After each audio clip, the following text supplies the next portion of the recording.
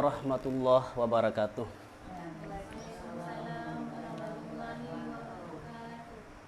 Alhamdulillahirabbil alamin.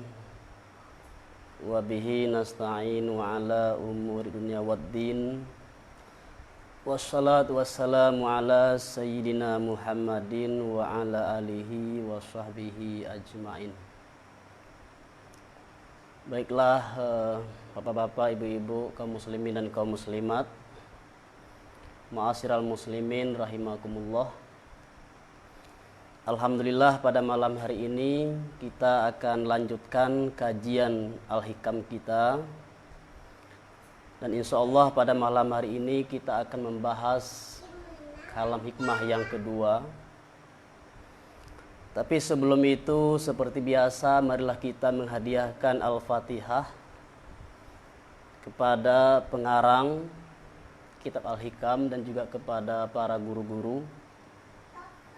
Ila hadratin Nabil Mustafa Muhammad sallallahu alaihi wasallam, khususan li musannifi hazihil kitab wa masyayikhi fid dini.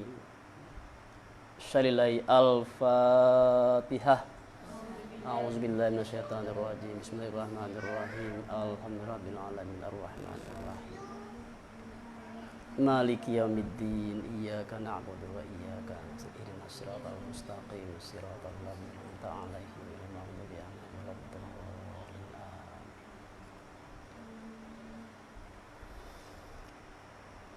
Ma'asyiral muslimin rahimakumullah, semoga kita semua dirahmati Allah Subhanahu wa taala. Pada malam hari ini demi efisiensi waktu kita langsung masuk kepada kalam hikmah yang kedua, yang mana matan al-hikamnya berbunyi iradatu tajrida ma'a iqamatillahi iyyaka fil asbab minas syahwatil khafiyah wa iradatu kal asbaba ma'a iqamatillahi iyyaka fit tajrid inhitatun anil himmatil aliyah. Jadi bagi para sahabat yang menyimak dengan memakai kitab Al-Hikam, kita baca pada malam hari ini adalah halaman keempat. Jadi di atas dimulai dari iradatu tajrid. Iradatu tajrida, keinginanmu untuk tajrid. Tajrid artinya kosong. Kosong dari sebab. Ai maila nafsika ayyuhal muridis shadiq ila tajrid anil asbab az-zahiriyah. Artinya cenderung nafsumu wahai murid yang benar kepada tajrid, kosong dari sebab yang zahir. Ai khurujika anha, artinya keluar engkau dari sebab. Wa adam ma'anatiha, dan tanpa mengerjakan sebab. Jadi di sini kita pahami dulu istilah tajrid. Tajrid artinya kosong. Dan kemudian istilah sebab. Apa itu yang maksud dengan sebab? Yang dimaksud adalah usaha, ikhtiar. Di dalam kita untuk mendapatkan rezeki, kita harus melakukan ikhtiar, kita harus berusaha. Jadi tajrid anil asbab artinya adalah sunyi dari sebab, kosong dari sebab artinya tidak bekerja atau tidak melakukan usaha dalam mencari rezeki. Ma'a iqamatillahi iyyaka fil asbab, sementara Allah menetapkanmu di dalam makam sebab. Wa alamatu zalika, ayyuhayyi'uhalak. Dan adapun tanda demikian atau indikasinya, indikatornya adalah Allah menyediakan sebab itu bagimu. Ayyuhayyi'ulaka ayyuhayyi'alahalak. Allah menyediakan sebab itu bagimu. Wa antajidas salamata fi dinika inda ma'anatiha.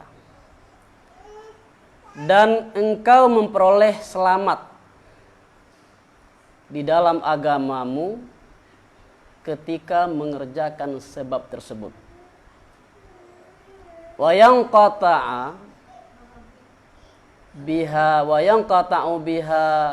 tam'uka amma biaidin nas. Dan engkau dengan adanya sebab tadi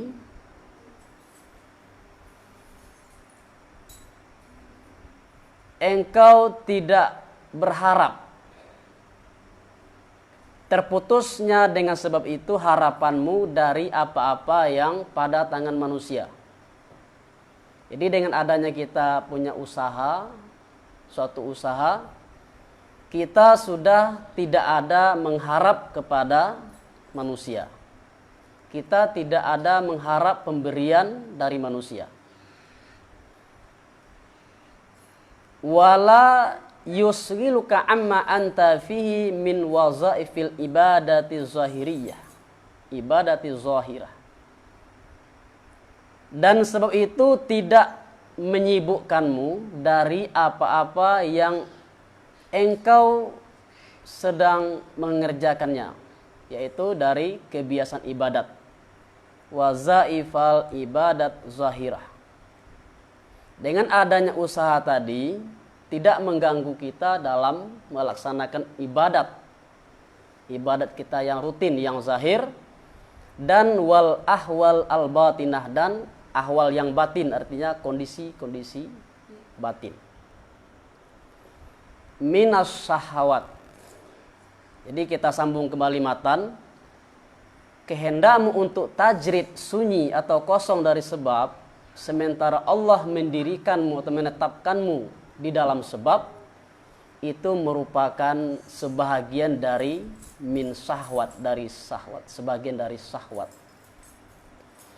Ai min sahawatin an-nufus, sebagian dari syahwat nafsu. Jadi syahwat artinya adalah keinginan. Syahwat artinya adalah keinginan nafsu. Allati tad'u ilaiha. Jadi nafsu itu adalah, syahwat adalah objek yang diingini oleh nafsu kita, itu syahwat. Sedangkan hawa artinya keinginan. Jadi hawa nafsu artinya keinginan nafsu. Sedangkan syahwat segala sesuatu objek yang diingini oleh diri kita. Al-khafiyah, sebahagian dari syahwat yang tersembunyi. Jadi keinginan kita untuk kosong dari sebab, artinya keinginan kita untuk tidak mau berusaha, tidak mau bekerja untuk mendapatkan rizki, sementara Allah menetapkan kita dalam makam sebab, itu merupakan termasuk syahwat yang tersembunyi menurut pengarang.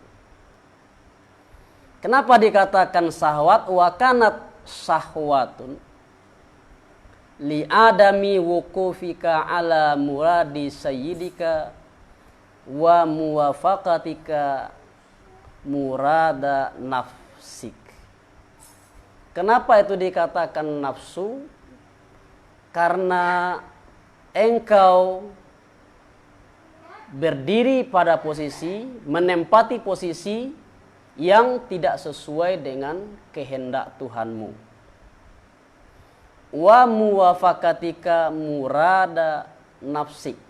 Dan kamu, kita, menempati posisi sesuai dengan mengikuti hawa nafsu kita, keinginan diri kita. Itu makanya disebut, karena itu disebut dengan syahwat. Wa khifah, dan tersembunyi. Kenapa dikatakan tersembunyi? Li'anna zahira dzalik. Li'anna zahira dzalik, karena sesungguhnya zahir demikian, anna muradaka bitajridi al-inqita'u ilallahi ta'ala. Karena sesungguhnya zahir demikian, pada zahirnya anna muradik bitajrid, maksudmu dengan tajrid tadi adalah tidak mau bekerja, al-inqita'u ilallahi ta'ala, berputus diri. Artinya berputus diri ini tidak mau berhubungan dengan hal-hal yang berkaitan dengan duniawi, hanya fokus untuk membangun hubungan dengan Allah. Itu secara zahirnya. Wa taqarrub ilaihi, dan mendekatkan diri kepada Allah. Jadi secara zahirnya kelihatan oleh manusia yang banyak, kita tidak mau bekerja. Setelah kita memasuki ilmu tasawuf, mempelajari ilmu tasawuf, setelah kita mengamalkan ajaran tasawuf, kita tidak mau lagi bekerja. Yang dulunya berdagang atau berniaga, sekarang tidak mau lagi berdagang. Saya sekarang sudah masuk ilmu tasawuf, saya sekarang sudah menjadi sufi. Jadi saya hanya beribadah saja siang malam. Beribadah, salat sunat, berzikir. Jadi secara zahirnya dilihat oleh manusia itu baik.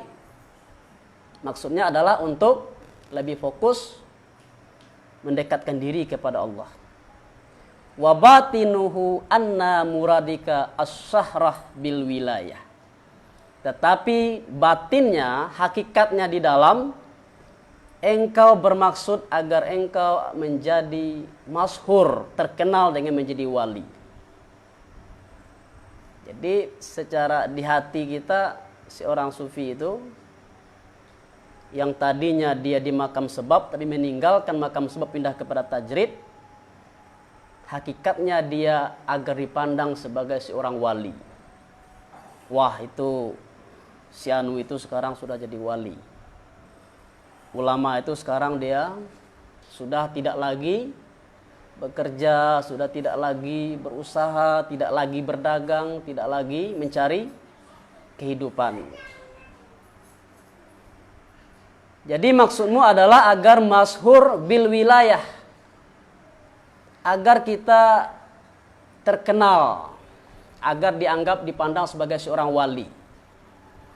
Jadi kalau kita sudah dipandang sebagai seorang wali, tentu manusia sudah datang berbondong-bondong kepada kita dengan hormat, dengan takzim, dengan penghargaan.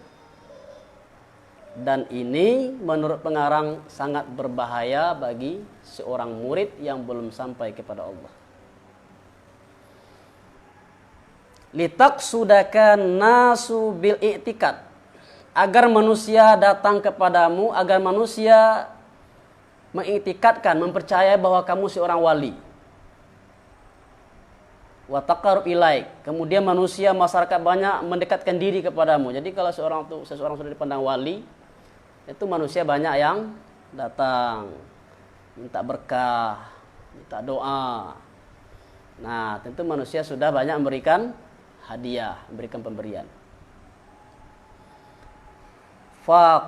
Fataqatta'a amma anta bisadadihi. Ini menyebabkan seseorang murid bisa terputus dari apa yang ia sedang menghadapinya. Artinya seorang murid itu dia biasanya dituntut untuk rajin beribadah, dituntut untuk melaksanakan wirid, melaksanakan amal-amalan tarekat. Tetapi karena sudah banyak manusia yang berbondong-bondong, dia sudah dipandang sebagai seorang wali, maka ini kadang-kadang membuat dirinya tertipu oleh dirinya sendiri. Wah, saya sekarang sudah hebat.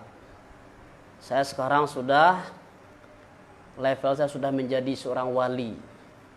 Jadi saya tidak perlu lagi beramal. Saya tidak perlu lagi rajin beribadah. Dan ini sangat membahayakan bagi seorang murid. Faqad qalal arifun, maka sungguh berkatalah orang-orang arif, iqbalun nasi alal muridi qabla kamalihi sammun qatilun. Berhadapnya manusia kepada seorang murid sebelum sempurnanya murid adalah racun yang membunuh. Jadi ini secara khusus kalam hikmah ini ditujukan kepada para sufi, para murid yang ingin sampai kepada Allah. Jadi seorang murid yang mendapatkan penghargaan dari manusia yang berlebih-lebihan, dia dianggap sebagai dimuliakan masyarakat, dihormati, dipandang tinggi.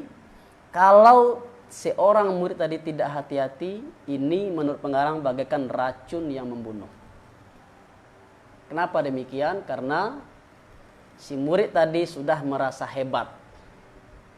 Dia sudah merasa hebat dengan dirinya. Saya sekarang sudah hebat. Manusia jamaah sudah banyak. Manusia sudah percaya kepada saya bahwa saya seorang wali. Bahwa saya dipercayai sebagai telah menempati level yang tinggi. Jadi ini peringatan bagi murid agar berhati-hati. Kalau masyarakat memuji kita, menghormati kita, menyanjung kita, maka jangan kita tertipu. Kita harus mengenal diri kita sendiri. Bahwa sebenarnya makam kita masih rendah. Kita masih seorang murid. Orang yang dalam perjalanan dalam menuju kepada Allah. Jadi di sini diibaratkan samun qatil, racun yang membunuh. Jadi kalau kita ibaratkan orang memberi racun kepada kita, ini kita harus pandai menghadapinya. Kalau racun ini kita minum, maka kita akan mati, tewas.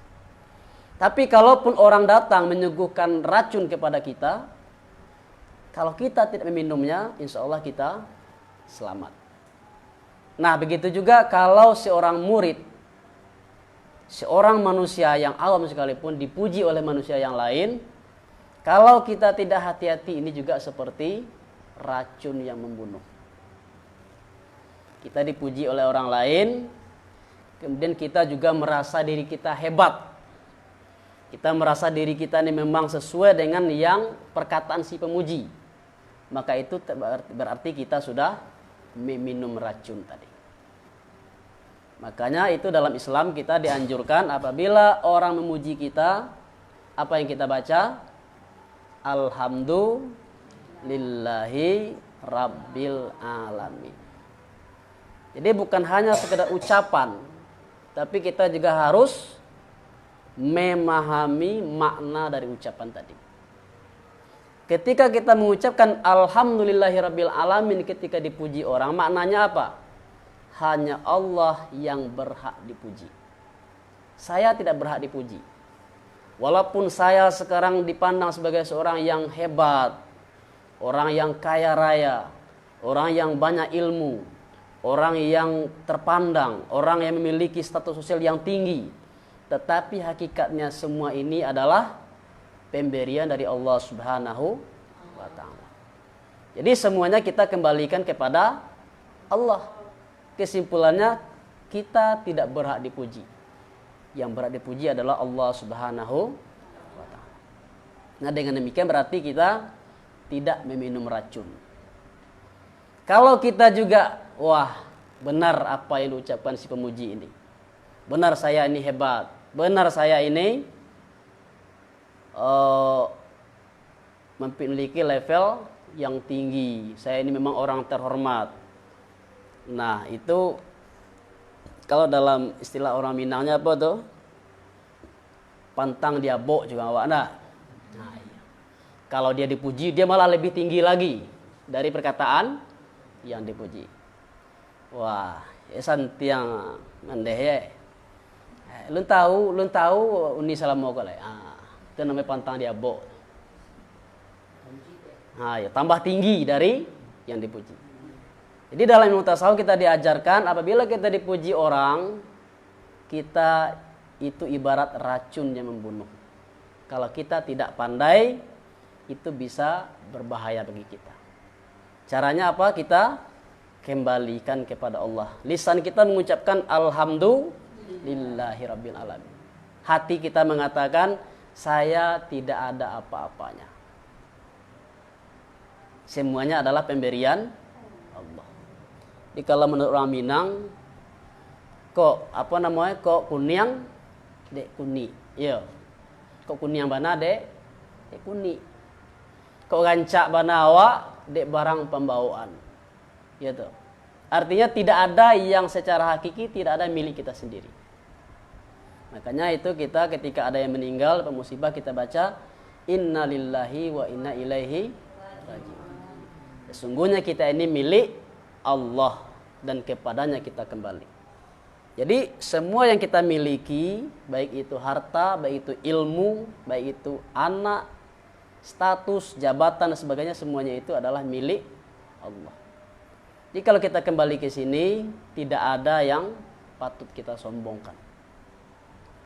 Jadi kembali kita berhadapnya manusia kepada seorang murid sebelum sempurnanya merupakan racun yang membunuh. Jadi seorang murid yang belum sampai kepada Allah, belum sempurna ini sering termakan racun ini.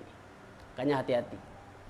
Tapi kalau seorang murid yang sudah sampai, yang sudah sempurna, dia tidak akan berbahaya walaupun dipuji orang. Itu disebut dengan orang arif, orang yang sudah sampai kepada Allah. Walau bagaimanapun orang memujinya, dia tidak akan terpengaruh. Kenapa? Karena dia selalu memandang kepada Allah. Apapun di alam semesta ini, semuanya adalah hanya satu yang berfirman, Allah Subhanahu wa ta'ala. Makanya orang arif itu dia tidak berbahaya kalau ada yang memuji, kalau ada yang. Oke, kita lanjutkan. Wa rubbama in qata'at bidzalika an wazaifa wa auradika. Dan kadang-kadang ketika manusia jamaah sudah banyak berdatangan menghadap kita, kadang-kadang kita sudah terputus dari kebiasaan kita, kebiasaan engkau dan wirid engkau. Sudah, karena manusia udah banyak, jamaah udah banyak, udah malas lagi beribadah. Biasanya rajin beribadah, sekarang malas. Sudah malas mengerjakan wirid karena menyangka dia sudah hebat. Wasarta tatali'u lima biaidinas, dan jadi engkau melihat bagi apa-apa yang dengan tangan manusia, dan kemudian di hatinya mulai berharap pemberian dari manusia. Di si murid tadi, dia awalnya diletakkan Allah pada makam sebab, makam berusaha, bekerja, meninggalkan sebab. Jadi tidak ada lagi penghasilan, uang masuk. Akhirnya apa? Timbul di hatinya mengharapkan pemberian dari manusia. Kemudian wa iradatukal asbab, dan kehendakmu untuk sebab, dan kehendakmu kepada sebab, ai tasabbub wal iktisab, artinya sebab dan berusaha, ma'a iqamatillah iyyaka fit tajrid, sementara Allah mendirikanmu, menetapkanmu di dalam makam tajrid. Ai bi yusralak, ai bi yusayyiralak al-qut, dengan bahwa Allah mudahkan bagimu makanan pokok, min haitsu la yahtasib, tanpa disangka-sangka. Wa ja'ala nafsaka mutmainnatan inda ta'zuruhu, Dan dirimu, Allah menjadikan dirimu menjadi tenang ketika sukarnya makanan tadi. Muta'alliqah bimaulaha. Kemudian hati kita, jiwa kita bergantung kepada Allah. Wadamta 'alal istighal bi wazaifil ibadat. Dan engkau selalu sibuk dengan kebiasaan ibadat. Inhitatun anil himmatil aliyah. Itu merupakan turun dari cita-cita yang tinggi. Jadi kita sambung matanya. Wa iradatukal asbab ma'iqamatillah iyaka fit tajrid inhitatun anil himmatil aliyah. Kehendakmu kepada sebab, sedangkan Allah menetapkanmu di makam tajrid, itu merupakan turun dari cita-cita yang tinggi. Jadi makam yang kedua adalah makam tajrid. Artinya makam tajrid kosong dari sebab. Jadi orang yang pada makam ini tanpa berusaha pun, tanpa bekerja pun, rezeki datang. Jadi kalau dalam istilah orang Minang ada itu namanya yang pertama ulah lidi, ya benar. Yang kedua ulah nago. Jadi kalau ulah lidi kok manjala, nak manjala mencari makan. Kalau nak manjala, nak bergerak, tak dapat makan. Itu makam sebab. Yang kedua ulah nago tetap ditampai. Maisok, ya nak? Ini makanan datang. Walaupun tidak bergerak ke sana kemari, namun ular naga ini tetap makanan yang datang. Nah, makam tajrid ini sama halnya seperti makam ular naga ini. Tanpa berusaha, tanpa bekerja, rezeki datang. Allah memberi rezeki melalui perantaraan manusia. Manusia mengantarkan rezeki. Ada berupa makanan, ada berupa kendaraan, ada berupa pergi naik haji. Nah, jadi ini orang yang mencapai ini adalah para ulama yang sudah mencapai makam yang tinggi. Jadi Allah telah menjamin rezekinya tanpa bekerja. Jadi kalau kita lihat memang guru-guru kita ada yang seperti itu. Di awalnya di makam sebab, bertani ke sawah, ke ladang. Tapi akhirnya di makam tajrid dia tidak perlu lagi berusaha, tapi manusia yang mengantarkan rezeki. Jadi ada orang bernazar. Nazarnya apa? 1 ekor sapi contohnya. 1 ekor kerbau. Atau ada orang bernazar, saya menjual ruko saya ini, kalau terjual dengan harga mahal, dengan segera dan harga mahal, maka saya akan bernazar berhadiah kepada syekh itu, ulama itu, ongkos naik haji. Nah, ini contoh orang yang sudah berada di makam tajrid. Jadi orang-orang yang sudah berada di makam tajrid ini, kebutuhan pokoknya, makanannya sudah dipenuhi Allah. Kemudian dia juga ingin bekerja.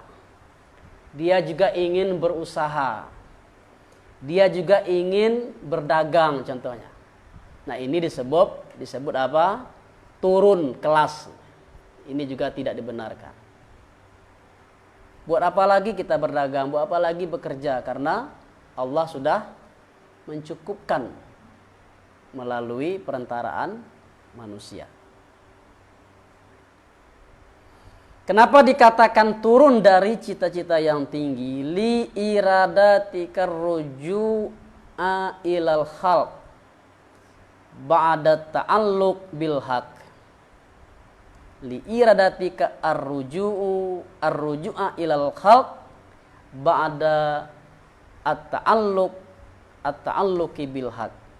Karena engkau menghendaki kembali kepada makhluk, kembali seperti manusia kebanyakan, setelah engkau bergantung dengan al-haq, dengan Allah. Walau lam yakun illa mukhalatah abna'id dunya, walaupun niatnya hanya sekedar mempergauli masyarakat, mempergauli orang-orang masyarakat awam, fi mahum fihi lakana kafiyan fi danaatil himmah. Itu sungguh cukup menunjukkan bahwa hal yang demikian itu kita berada dalam kelas yang rendah. Rendah cita artinya kelas yang rendah.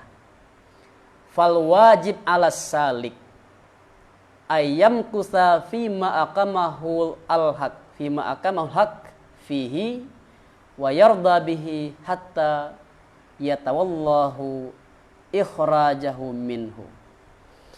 Maka yang wajib, sewajibnya, sepatutnya bagi seorang salik, seorang murid itu, bahwa dia tetap pada posisi yang diletakkan Allah.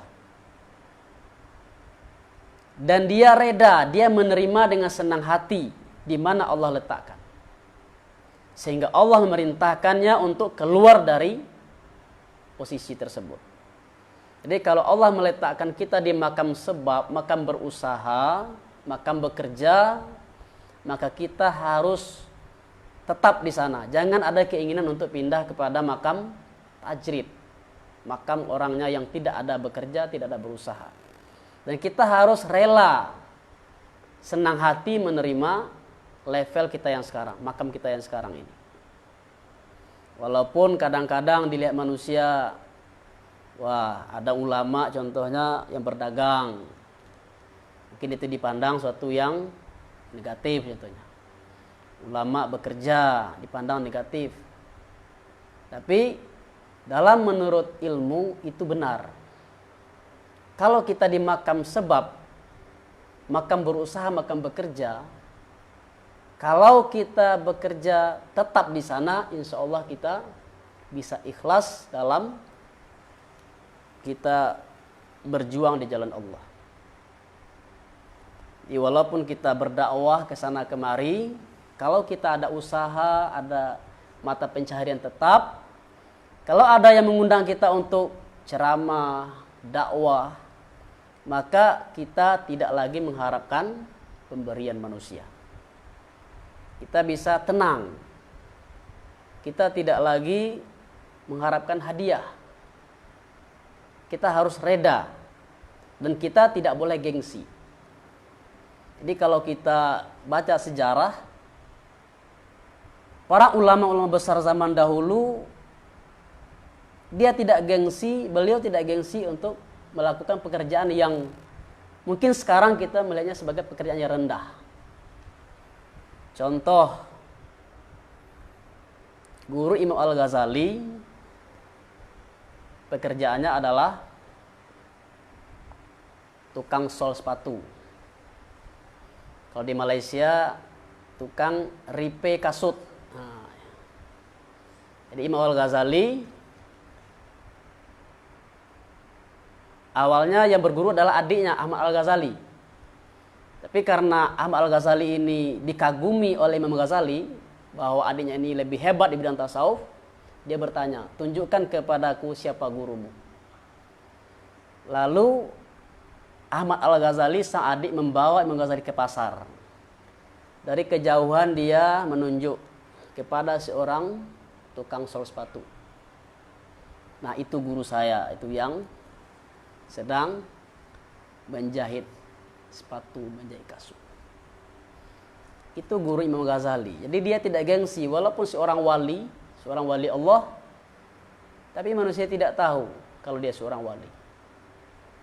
Nah juga saya pernah baca ceritanya, riwayatnya, gurunya Imam Syekh Abdul Qadir Al-Jilani itu, pendiri tarekat Qadiriyah, Syekh Abdul Qadir Al-Jilani. Gurunya adalah seorang penjual air di tepi jalan, di pinggir jalan.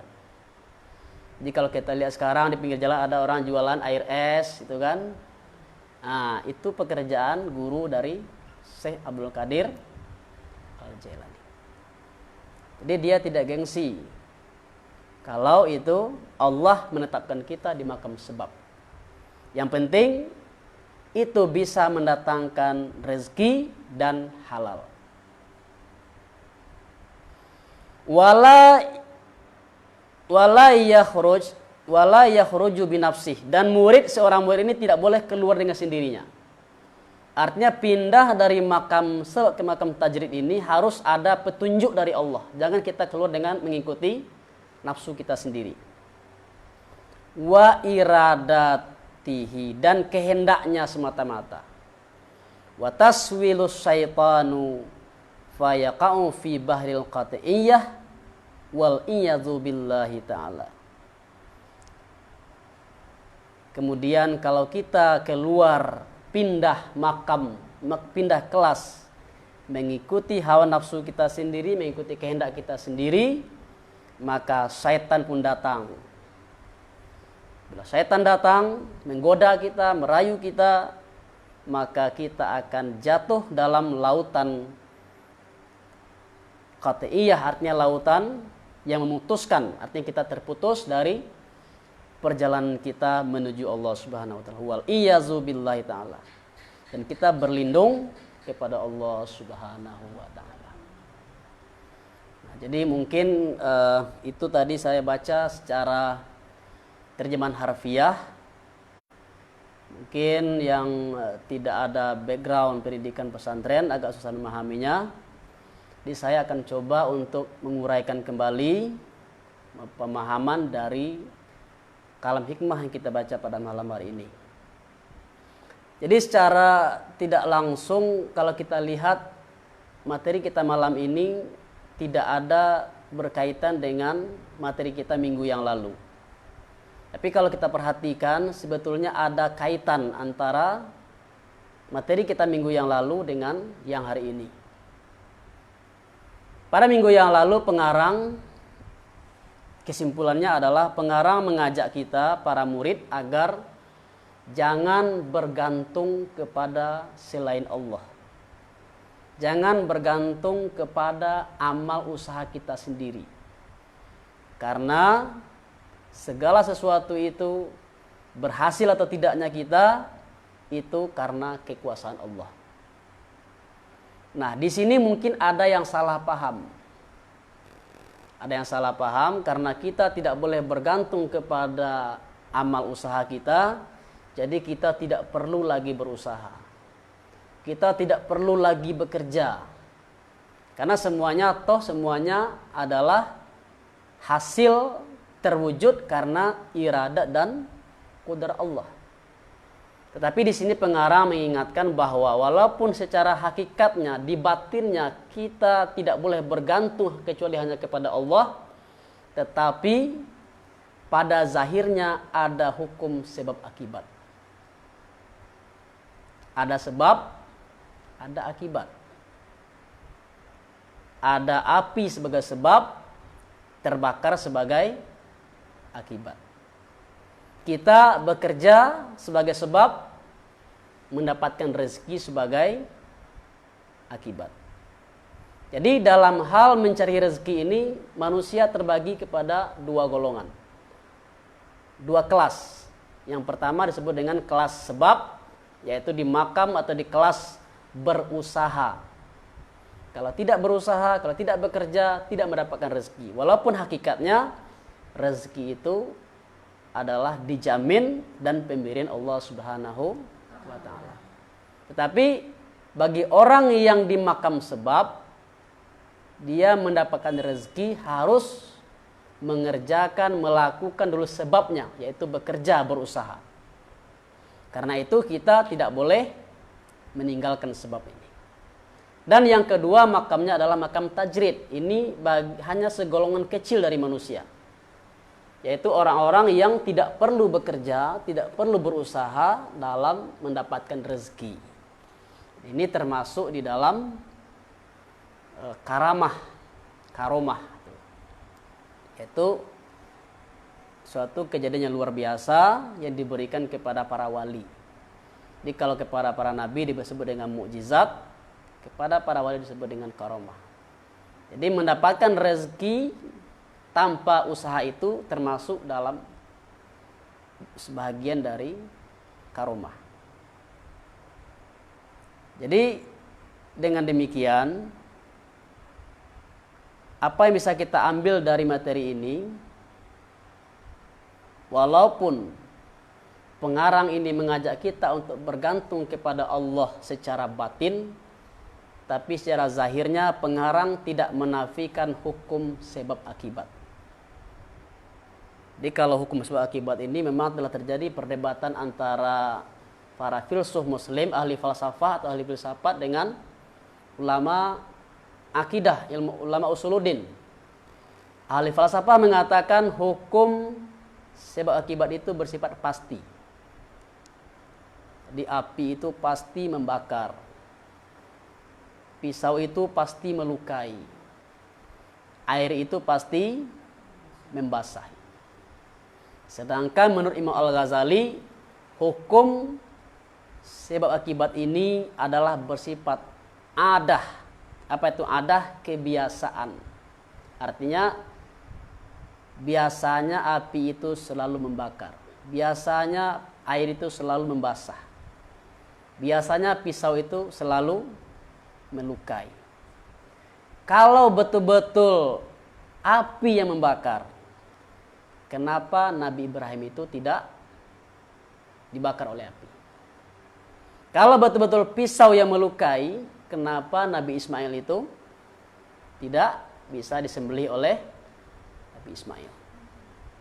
Jadi menurut Imam Al-Ghazali, hukum kausalitas itu bersifat adah. Yang menciptakan akibat itu adalah Allah sendirinya. Di Allah menciptakan terbakar ketika api bertemu dengan sesuatu yang akan dibakar. Allah menciptakan putus apabila benda tajam bertemu dengan objek yang dipotong. Allah menciptakan kenyang pada kita ketika makanan masuk ke dalam perut kita. Jadi terlepas dari perbedaan pendapat antara hukum sebab akibat ini pasti atau tidak, tapi pengarang tidak menafikan adanya hukum sebab akibat itu secara zahir, secara adil. Makanya pengarang mengatakan jangan kita meninggalkan sebab bagi orang yang kelasnya di makam sebab. Jadi masing-masing kita ada kelas. Ada kelas sebab, kelas berusaha, bekerja, ada kelasnya kelas tajrid, artinya kosong dari sebab. Dan kita harus menerima, harus rela, harus dengan senang hati menerima makam kita masing-masing. Dan kemudian yang penting kita catat dari kalam hikmah ini adalah tasawuf tidak meninggalkan kehidupan dunia. Jadi ada orang yang menilai atau ada orang yang menuduh tasawuf itu secara negatif bahwa tasawuf itu adalah sumber dari kemunduran. Orang yang masuk tasawuf itu sudah tidak lagi mau bekerja. Orang yang masuk tasawuf tidak mau lagi berusaha. Dia hanya fokus beribadah siang malam, fokus sholat sunat, puasa sunat, zikir, baca Quran. Dan ini dibantah oleh pengarang. Jadi ini harus kita pahami bahwa ada kesalahpahaman di masyarakat yang pemahamannya seperti ini. Mereka dulu mungkin jauh dari agama, mungkin dulu menjadi orang yang jauh dari Allah, sekarang bertobat. Kemudian tidak mau lagi bekerja, tidak mau lagi berusaha, tidak mau lagi mencari rezeki. Padahal menurut pengarang, walaupun kita seorang murid, seorang yang menempuh jalan tasawuf menjadi seorang sufi, walaupun kita sudah disebut sebagai sufi, kita tetap harus bekerja, harus berusaha, berikhtiar mencari rezeki kalau kita masih di makam sebab. Bahayanya Apalagi kita sebagai contohnya sebagai seorang kepala keluarga, sebagai seorang ayah. Dan kita punya kewajiban untuk memberi nafkah kepada keluarga kita.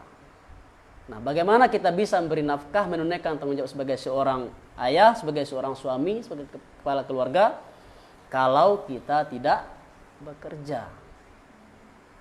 Nah, jadi di sini kita ulangi bahwa tasawuf tidak meninggalkan kehidupan dunia. Artinya, tasawuf tidak menuntut seorang murid itu untuk meninggalkan profesinya. Jadi apapun profesi kita dalam kehidupan dunia, sebagai seorang contohnya pedagang, atau sebagai seorang pegawai negeri, sebagai seorang tukang bangunan, sebagai seorang petani, sebagai seorang guru, apapun profesi kita, kita boleh memasuki dunia tasawuf, belajar ilmu tasawuf, menjadi seorang sufi tanpa harus meninggalkan profesi kita yang sebelumnya. Jadi dengan demikian, profesi kita itu catatannya adalah yang tidak bertentangan dengan syara. Kemudian juga tidak terlalu menyibukkan kita. Kadang-kadang ada pekerjaan kita yang membuat kita terlalu sibuk sehingga tidak sempat lagi untuk beribadah. Nah, ini memang dilarang dalam agama. Gara-gara pekerjaan kita tidak sempat lagi untuk salat, terlalu capek bekerja, tidak ada waktu untuk melaksanakan ibadah. Apalagi seorang sufi itu dituntut untuk melakukan ibadah-ibadah sunnah. Jadi di samping yang wajib juga melakukan ibadah-ibadah sunnah seperti sholat sunnah, seperti zikir, seperti puasa sunnah, dan lain-lain sebagainya. Jadi artinya kita bekerja, sepanjang pekerjaan tadi itu, yang pertama tidak mengganggu kepada agama kita, ibadah kita, tidak terlalu menyibukkan kita, dan dengan pekerjaan tadi kita tidak ada dalam hati kita terbersit rasa pengharapan, mengharap pemberian atau belas kasih dari manusia. Jadi mungkin bisa kita pahami itu kesimpulannya pada malam hari ini, bahwa masing-masing manusia itu memiliki kelas masing-masing.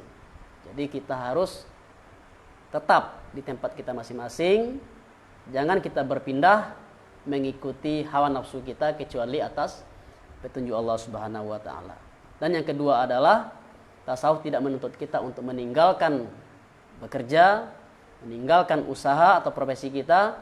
Apapun profesi kita, kita boleh melaksanakannya walaupun kita sudah mempelajari ilmu tasawuf. Jadi mungkin sekedar itu kajian kita pada malam hari ini. Mudah-mudahan sedikit kajian kita pada malam hari ini bisa bermanfaat bagi kita semua. Insya Allah minggu depan kita sambung kalam hikmah yang ketiga. Terima kasih atas segala perhatian. Mohon maaf atas segala kekurangan. Assalamualaikum warahmatullahi wabarakatuh. Waalaikumsalam.